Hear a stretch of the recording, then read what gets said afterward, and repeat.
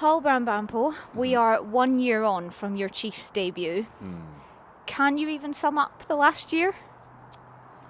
Yeah, it's been incredible. Like my expectations of what happened exceeded far beyond what I could have imagined at the time. I think going into that year, I just wanted to play a few games for Chiefs, and to score as many tries as I did, to play as many games as I did. I definitely feel really grateful that all that happened. Yeah. And when we go back to that very first game, you're named on the bench. It's Leicester Tigers at home. Yeah.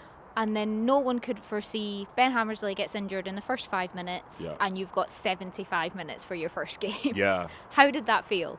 I think because it was my first game, I was experiencing the game fully on the bench. I was wired, so luckily emotionally I was ready to go on. And I think one of the first impacts I had was catching the ball in the backfield, which can be kind of nerve-wracking sometimes. But as soon as I got that out of the way, I just felt in the flow of things, felt comfortable. So yeah, it was You're cool. a very driven individual.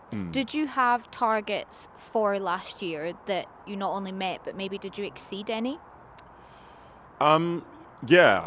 I think a target was to play regularly in the PREM. A target was to grow physically and get faster and score as many tries as possible. Yeah, so I achieved what I set out to do and definitely exceeded some. Yeah.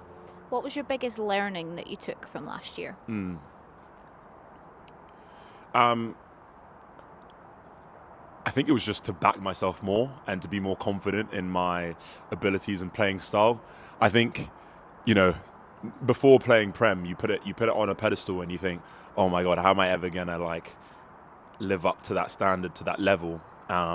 Especially when I spent months and months and months training with regular first teamers, people that have played Prem for years. Yender's probably played it for decades, but so I think I put it on a pedestal, and then the more games I played, the more opposition that I played against, people that I spent the last few years watching on TV, I realized I'm capable of competing and winning.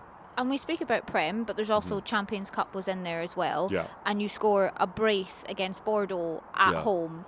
Your TikTok views go through the roof. Yeah. Is that something you could have ever imagined in year one? No. I had to think about that because, university rugby for me, so before I came, I played at uni, was very much I just run from everywhere. And I kind of thought, that's probably not going to happen, at this level of the game. And then that happened. That was a crazy moment. But the craziest thing about that game was the week before or 2 weeks before I was playing that one for Plymouth Albion. And that was emotionally, that was really hard to go from that, what felt like a lot at the time because I'd just been demoted to then playing against, the giants at our Bordeaux. So that was crazy. That was a crazy couple of weeks. And you can learn a lot from teammates.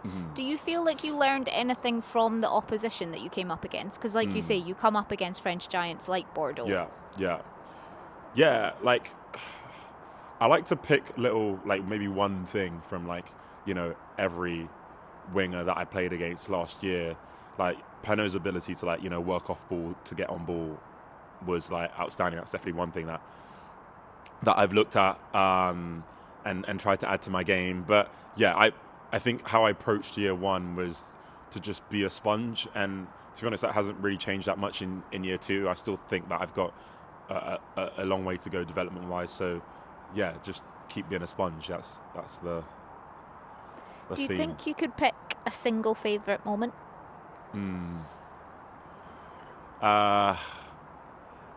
It is tough to top that Bordeaux try, I can't lie. It really is. Because so I called it the 5, and I just heard the cheer get louder and louder and louder as I got close to that corner. It was crazy. That's probably one of my happiest memories playing sport ever. So I'm gonna go for that. And you spoke about this year you want to be a sponge again. Yeah. There has been a reset amongst the squad. Yeah. And being a chief and what it means to be a chief is something that real emphasis is being put on. Yeah, that's true. What do you feel like you've learned being a chief means? Yeah, that's a good question. I